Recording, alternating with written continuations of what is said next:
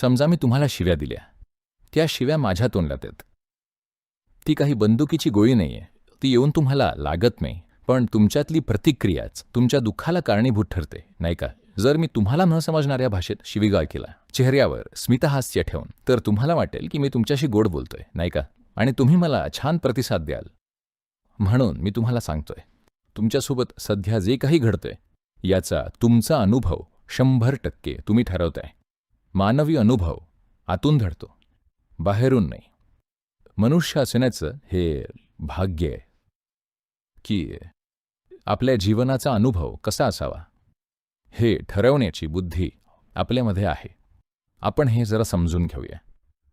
जग आपल्या दिशेने काय फेकतं, ही तुमची निवड असेलच असं नाही, पण त्यातून तुम्ही काय निर्माण करता हे पूर्णपणे तुमची निवड आहे.